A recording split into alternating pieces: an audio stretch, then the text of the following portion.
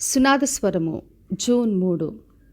మరియు అన్నిటి యందు ఎల్లప్పుడును మీలో మీరు సర్వసమృద్ధి గలవారై ఉత్తమమైన ప్రతి కార్యమును చేయుటకు దేవుడు మీడల సమస్త విధములైన కృపను విస్తరింపచేయగలడు. కొరింథీలకు రాసిన 2వ పత్రిక 9వ అధ్యాయము 8వ వచనం. మరి దేవుడు ఈ రోజున వాగ్దానం చేస్తున్నాడు.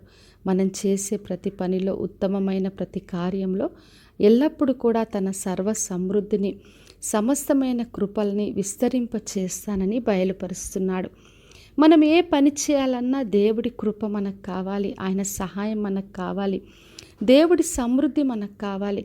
చేసే ప్రతి పనిలో దేవుడి సహాయంతోనే మనం అన్నీ కూడా నెరవేర్చగలం.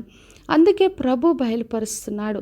మరి ఉత్తమమైన ప్రతి కార్యం చేయడానికి సమస్త విధములైన కృపను నేను మీకు విస్తరింప చేస్తానని బయలుపరుస్తున్నాడు.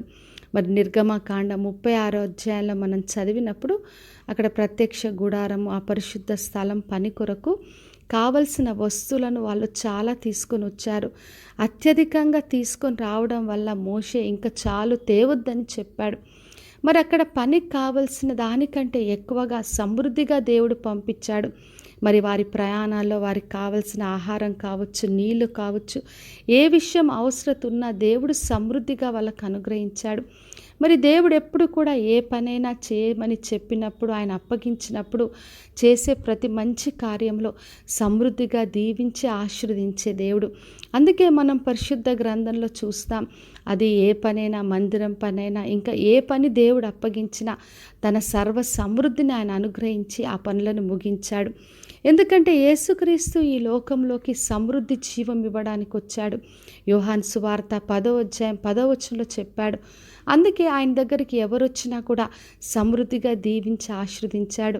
అది రక్షణ విషయం కావచ్చు, ఆహారం విషయం, వాళ్ళకున్న అనారోగ్యత, అవన్నీ స్వస్థత, ఏది దేవుడు చేయాలన్నా సమృద్ధిగా దీవించి ఆశీర్వదించే దేవుడు. కాబట్టి నా ప్రియ సహోదరి సహోదర, మనకున్న అవసరత ఏదైనా, మనం మన ఇంటి విషయాల్లో పనులు కావచ్చు, కుటుంబ విషయాల్లో ఉన్న బాధ్యతలు కావచ్చు, మందిరం పని కావచ్చు, లేదంటే ఇతరులకు మనం సహాయం చేయాలనుకున్న పరిస్థితి అయినా, ఏవైనా కూడా ఉత్తమమైన ప్రతి కార్యం కొరకు దేవుడు సర్వ సమృద్ధినిస్తాడు. కాబట్టి విశ్వాసంతో ఆయనను ఆశ్రయించి ఆయన ద్వారా సమృద్ధి జీవాన్ని పొందుకుందాం. ప్రార్థన చేసుకుందాం. పరలోకమందున మా తండ్రి, మా దేవ, ఈరోజు ఇచ్చిన వాగ్దానం కొరకే వందనాలు. ప్రతి ఒక్కరిని దీవించి ఆశీర్వదించండి. ఉత్తమమైన ప్రతి కార్యం కొరకు ప్రభువా ఎల్లప్పుడూ కూడా మీ సర్వ సమృద్ధినిచ్చి సమస్తమైన కృపలు విస్తరింప చేయమని యేసు నామములో అడిగి వేడుకొంచున్నాను తండ్రి, ఆమేన్. ఈ శుభవచనము వినిచున్న ప్రతి ఒక్కరి జీవితంలో నెరవేర్చబడునుగాక. నేను మీ ప్రియ సహోదరి మంజులాచరణ్.